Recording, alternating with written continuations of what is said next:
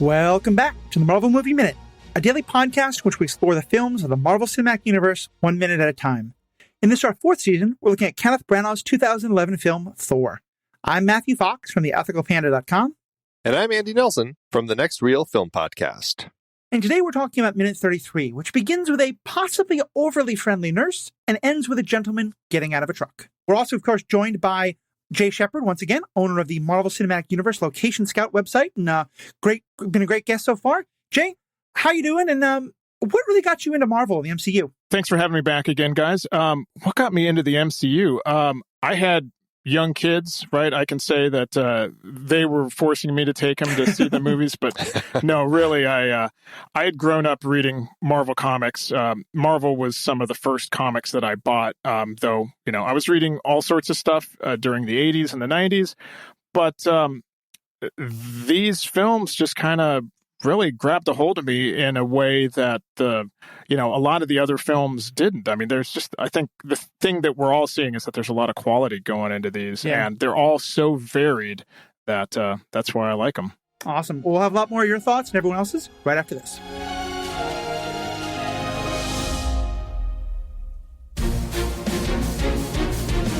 There are a lot of fun perks that you get when you become a member supporting Marvel Movie Minute. First of all, you get early access to all the shows. You also get access to the live streams where you can watch when we're recording. Generally, for this show, we're recording a good month or two before the episodes actually release. You also just might end up getting a sticker or two in the mail. Membership is just $5 per month, or you can get a discount if you join at the annual rate. Learn more at truestory.fm/Marvel Movie Minute.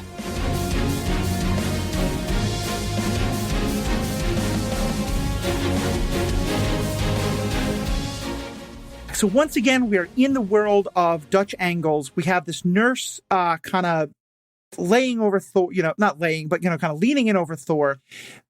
And also, I don't want to keep commenting on it. His eyes look so sunken in this shot. They look like these are the eyes of someone who's been around 300 years. And I don't know if that's the eyebrows or the way it's shot, but his eyes look tiny and sunken. I just don't get it. It's the night shift at the county hospital. Yeah. Okay. There you go.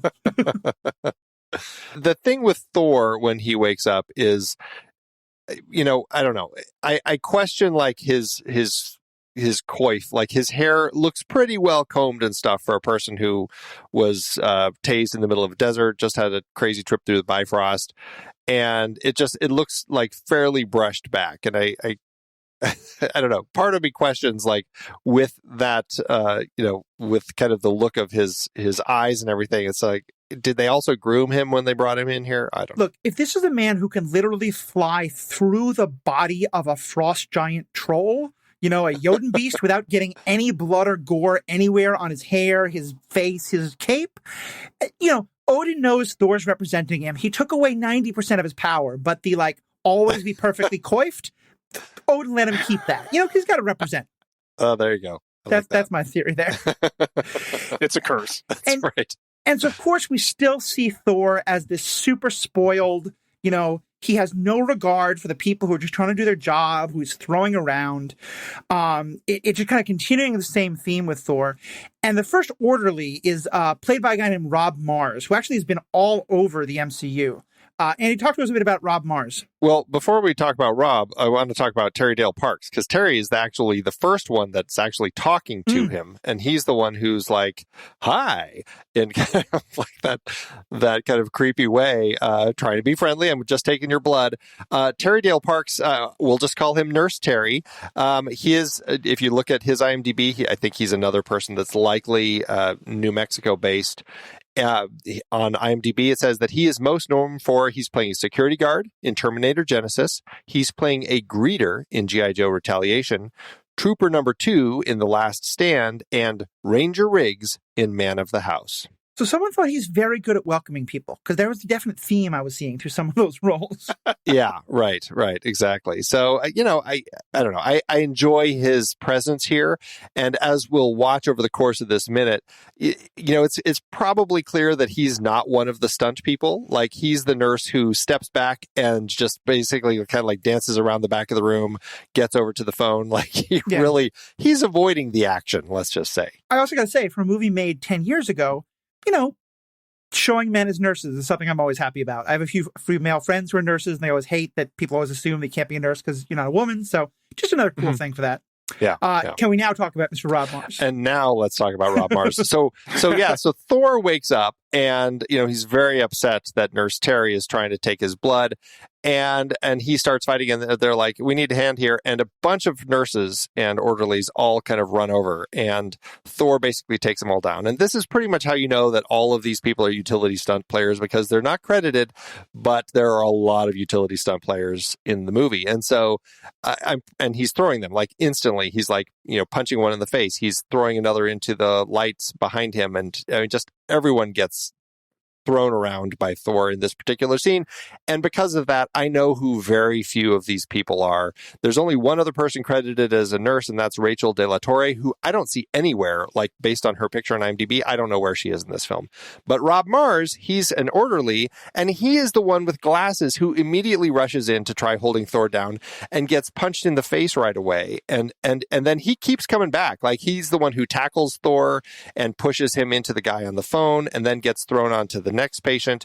And then toward the end of the fight, he tries to grab him one last time, and then he gets thrown off again and lands on yet another patient. So, he's all over this fight. And Rob Mars, the funny thing about him is he is very, very popular in the Marvel Cinematic Universe as far as when they're filming.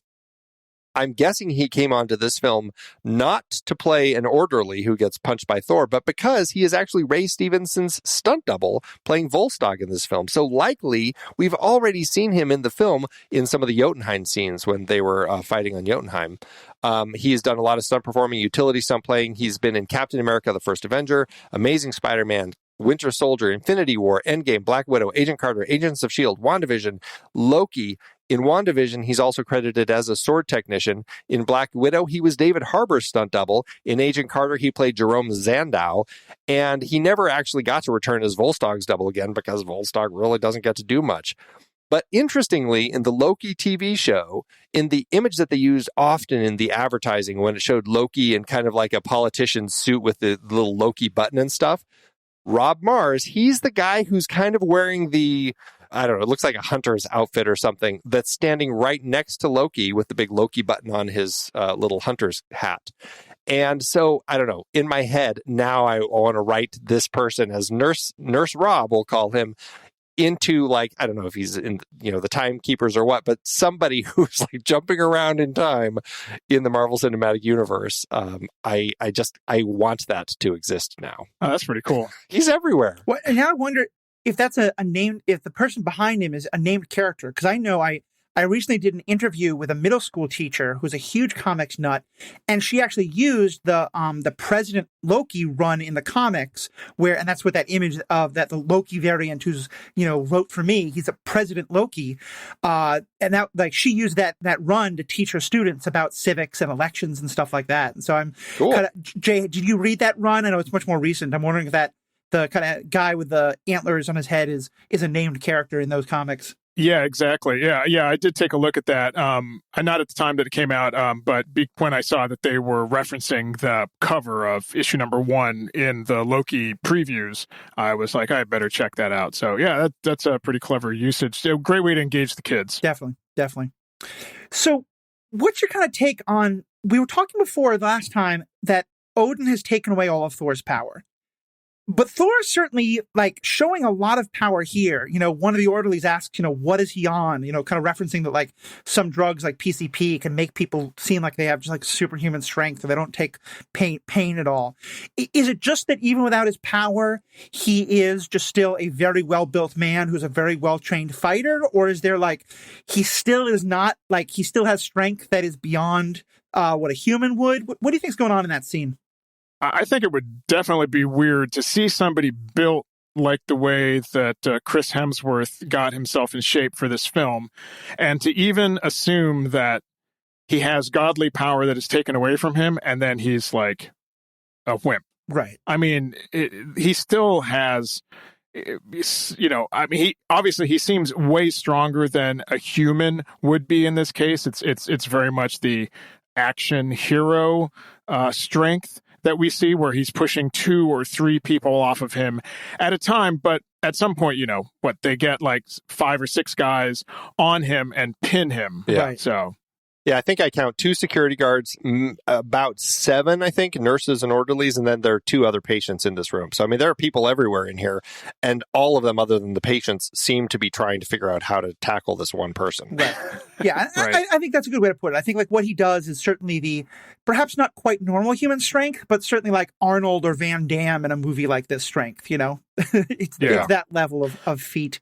And seeing this scene just, now that we're focusing on this fight in the hospital room, based on what I said yesterday about I didn't know where the hospital interiors were filmed. I'm really now leaning heavily towards the fact that it was soundstage, because with the smashing and everything that's going on here, people being thrown into glass. I mean, I know they can set up, fake glass Sure. and things like that, but just the space that's set up here doesn't seem like something that would really exist in a real world to have that much room in it. Like the room is bigger than a room of this comparable type would be. Yeah, like I was when we were rewatching it, I was trying to think, where would the cameras go? And I think that was, you're going into a lot more detail on it, but it makes sense that this is a set of some kind. They move around in it. Like they found a place, or they built a place that's big enough, because in the extended version of this, we'll actually see they shot this in one long take. It's one great big action scene of a fight in the Triage Bay, which is what we'll see a sign for this later. That's a lot of choreography, and so they needed the right space. And so, yeah, it makes sense that they would have kind of constructed this to have exactly what they needed for their movements. We'll probably talk more about that when we get to the extended scene. Yeah. And so the fight ends with him. He's pushed up against a wall. He's still shouting as though he doesn't understand. He doesn't understand how these people cannot recognize that he is mighty.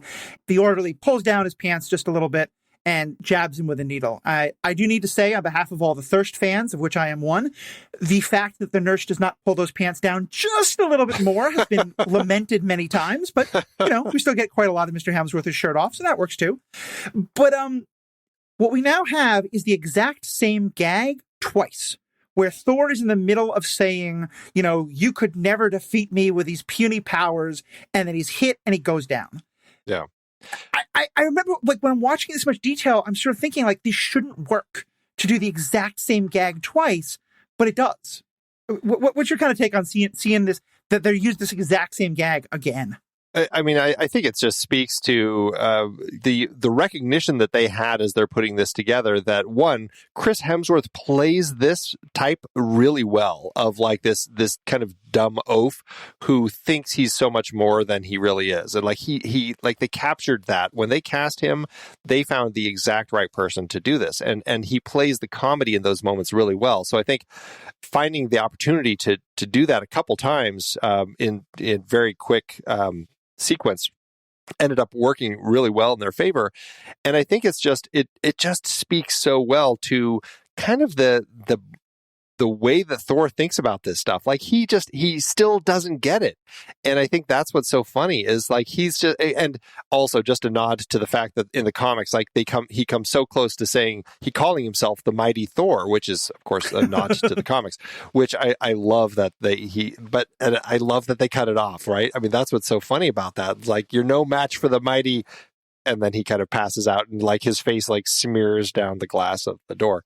It's just, I want to know what was in the injector. I mean, that hit him very, very fast. Works very fast. Yeah. Trank. Yeah. And that's one of those things where I feel like tranquilizers always move exactly at the speed of plot. If you need the person to get 5 seconds of dialogue out first, if you need them to stumble around, if you need them to just go down like a rock, that's what they do. Exactly. You're saying that they're doing the same gag here twice, and why does it seem to work? Because it's not quite, I mean, it's close enough to the same gag, but it's just different enough that I think it plays. And since they're going for some broad comedy at this part with the reactions, and it's just, he's very bombastic in his presentation and his assumptions and everything like that. They're working towards, I don't think they quite get there, but that rule of 3 where, you always do your comedy takes in like threes. And in this case, they're two big moments. So I can kind of forgive him for that, because if you do one more at that point, I think it does become a little too much. We do kind of get a third one. We're not going to get to talk about it this week, but there will be another one out in the parking lot here. That we'll get to talk about. And I guess that one could kind of work as the third one. I guess that could count. Yeah. And I love the way you framed it, because I think for me that a big part of it is it's the comedy of it, but this scene has to be played comedically to work, because this is the kind of movie where it's a redemption story where our hero starts out as a total jerk. And those are fun movies where you see the jerk become a hero. But if you go too far into showing he's a jerk, at least for me, and I think for a lot of audiences, you stop rooting for him to be the hero. And I've already seen him be terrible to waiters and people in Asgard. I've seen him, break dishes and not care. And I kind of feel like... And kill hundreds of Jotuns. When I'm watching the scene in this much detail, I'm watching this guy beat up on a bunch of hospital workers. And granted, today in 2021, that hits in a different way than it hit 10 years ago. But still, I feel like if this scene wasn't played for literal slapstick comedy, I'd be more thinking like, this is really not a guy I want to root for, because he's just beating up all these hospital workers. So I think adding that comedy just really helps to sell it in a way that the scene could be really problematic if without that. With any kind of overt violence like that, when you want to make sure, it's your good guy, it's your protagonist, you do kind of play it a little more comedically, because I guess it's a little more forgivable unless you're doing a hard action, R kind of movie, like a Die Hard or something like that. Yeah. So then we cut to the next scene, and it's very quickly, we're showing we're back in the desert, and we're also now, it's the next day. We don't know when in the middle of the night they were before, but now it was still dark then when they went to the hospital. It's bright daylight now. And you see this, it's a Dodge truck, I believe, driving up to the crater. And we can kind of see from a distance that this is just a huge crater with Mjølnir looking kind of fairly small right in the middle of it. It shows you just how much of an impact it had. And we don't even really get a good sense that it is Mjølnir at this point. We just know there's something tiny down there. We think it's Mjølnir. I mean, we pretty much have a good idea, let's be honest. But still, we don't get to see it quite yet. We just get this huge crater out there in the desert, which is great, especially with, Patrick Doyle's fantastic music kicking in again. So do you think this is someone who saw the kind of falling star last night and came out to investigate? Or was this just someone who was just out for a drive in the middle of the desert for whatever reasons and saw this and wanted to go check it out? I think it was probably somebody that saw something come down. It was kind of over that rise. The camera has, I'm assuming they used a helicopter shot here, because we kind of sweep. We don't get to see, but there's a rise and the road goes up to it and kind of veers off to the right. And as the truck drives up, then we kind of come up over the hill with the truck, and then we kind of get that expanse. There's probably no way that you're driving by and just happen to see this, because it is kind of over this rise, and it did make a crater in that. So, yeah, I would assume it was, a farmer or somebody off in the distance, and he saw something, and he's like, Martha, I'm going to go check, because he's got to, have a wife named Martha, I would assume. There's always driving a truck like that. Exactly. Maybe it's another baby, that landed over here, and we can go pick him up. I think you're probably right. It disappoints me a bit, because then I'm still on they were just barely out of the shot, or even kind of in the shot. How did our friends in the van not see this when it happened? But yeah, I think you're probably right there. I am often focused on what is happening in front of me when I'm driving. Yeah. So, there's the joke about Italians, what happens behind me in a car, does not matter. Okay. So that's the way they drive in Rome, I guess. So, maybe, when in Rome, when in New Mexico here, it's right. Don't pay attention. That's fair. Well, what I think is interesting is, as we look at this, I mean, we get a great overhead shot of this area where this impact crater is. And I know when we were inside the Pinzgauer earlier in the film, when they were chasing the atmospheric disturbance, trying to get to, use their scientific instruments on it and kind of do some analysis. It really does. I mean, yes, it's windy and stuff, and it's a little bumpy, but I always had a sense that it was a fairly straight drive that they were doing. Very flat. Yeah, very flat.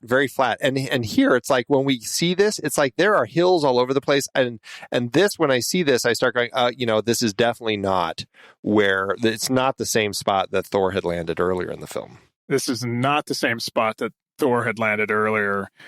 So the footage that they were filming of the desert in general, and this is the stuff you'll see later when the destroyer comes down and SHIELD has to go out and meet with it.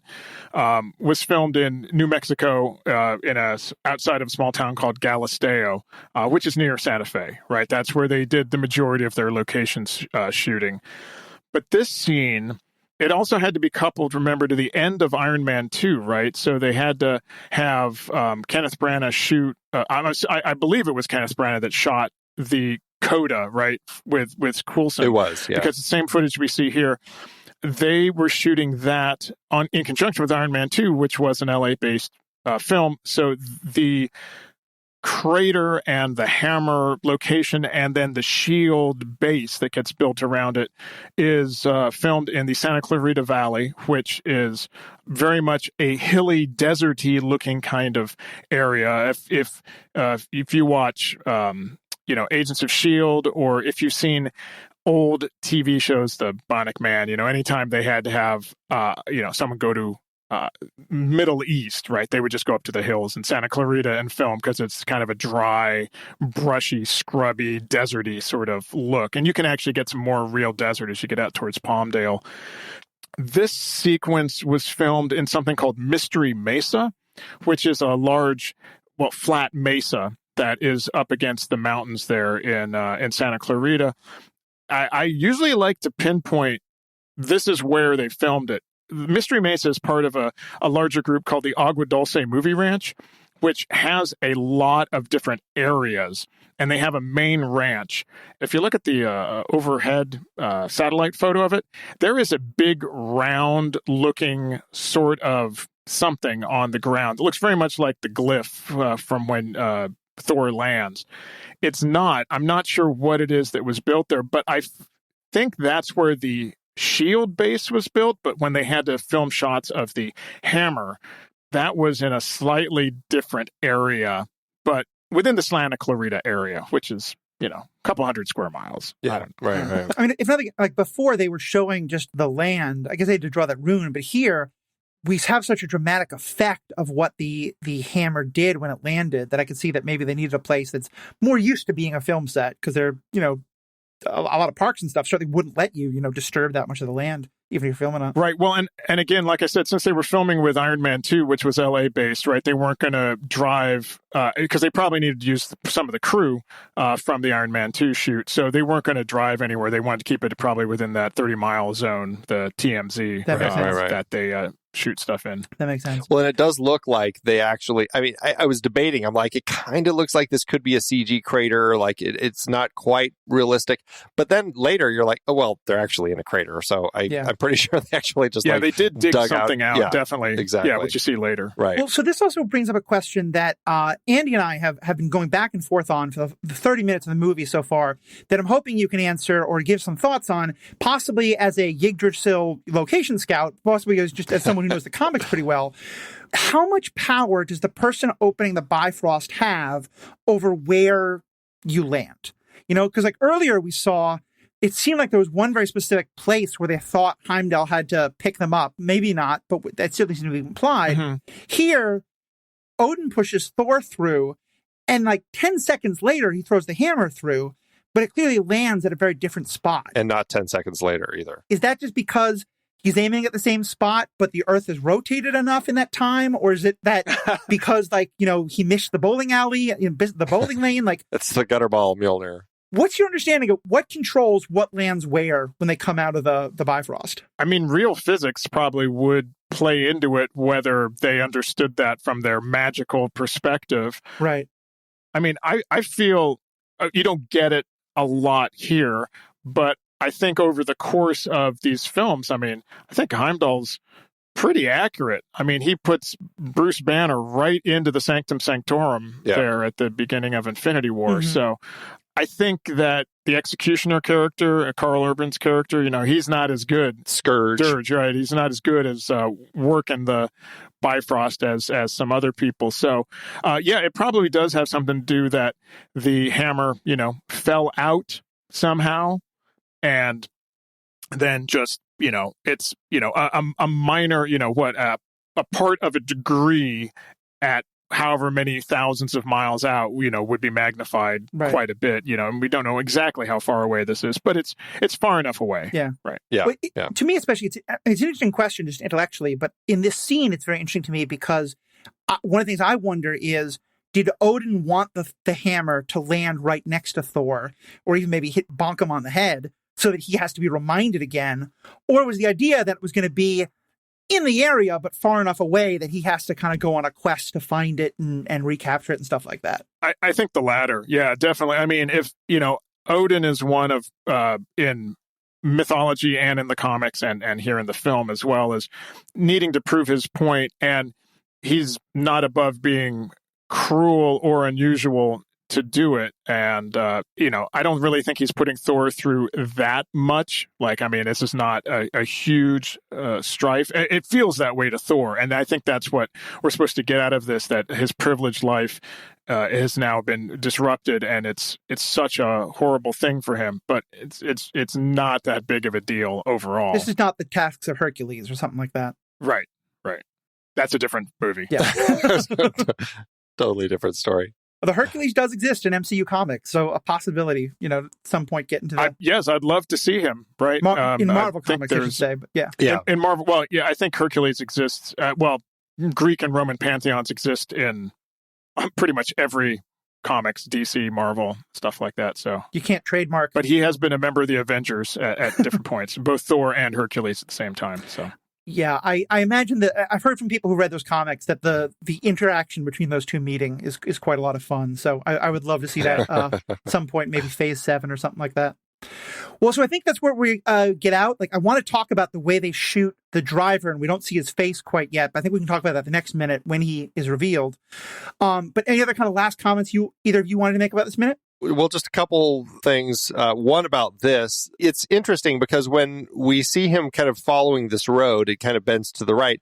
When we see him pulling up to the crater, if you try to figure out where he's pulling up, I think that he literally drives all the way around it to the back side of it to kind of pull in. It's not like right below the hill where he pulls over. The way that it actually looks, it's over by that other side of things. So, and I don't know if that's just because the road takes him all the way around, or if he was kind of scoping the whole thing out before he pulled up to it. I'm not sure. Yeah, that's some of the tricks that I use, of course, are to try to figure out where things are, is to look at the sun, look at the shadows. Right. And he's basically driving southernly, kind of into the sun, but when he pulls up, the sun is definitely behind him. So I think you're right there. Totally different.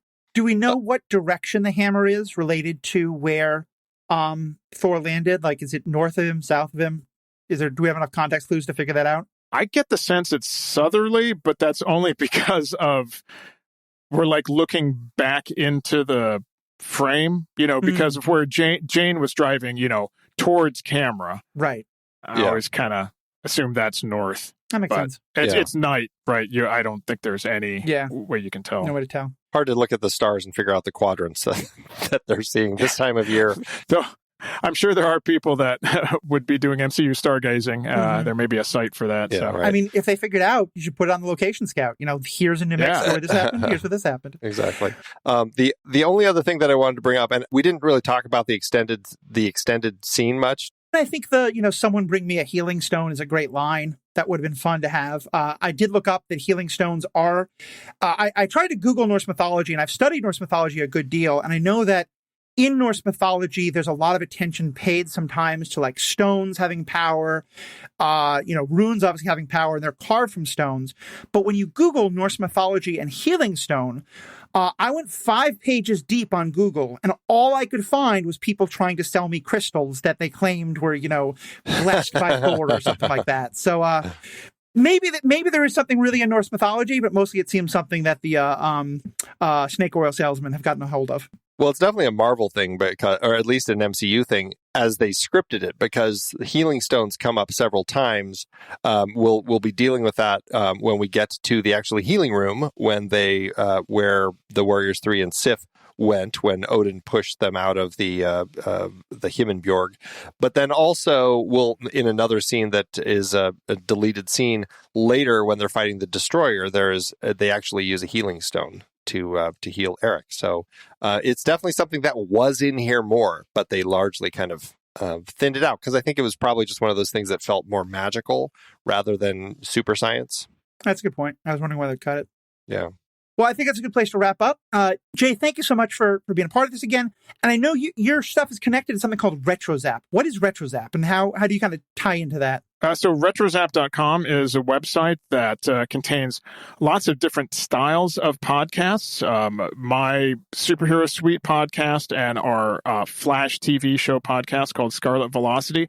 But it also has podcasts about Star Trek and Dune and collecting and toys and other fun things like that, including another one I do called Enjoy Stuff, which is just about finding the fun in everything. We call it a techno retro podcast. It's about, growing up in the 70s, 80s, 90s, just looking back and having fun and how we teach our kids to have fun with some of the stuff we grew up with. But there's also articles.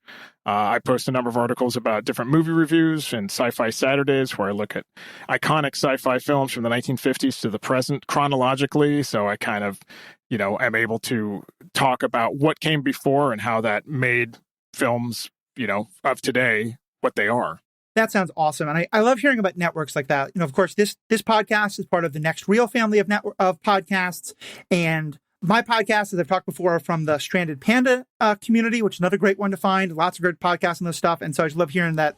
RetroZap is going to be one more I want to check out. So have myself, Andy, thank you all so much. To our fans, thank you so much for being a part of this. And have a great day. Until next time, true believers.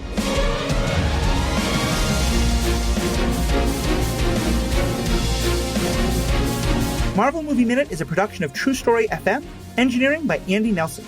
This season's music is One Last Ride by Martin Puringer. Find the show at truestory.fm, and if your podcast app allows ratings and reviews, consider doing that for this show.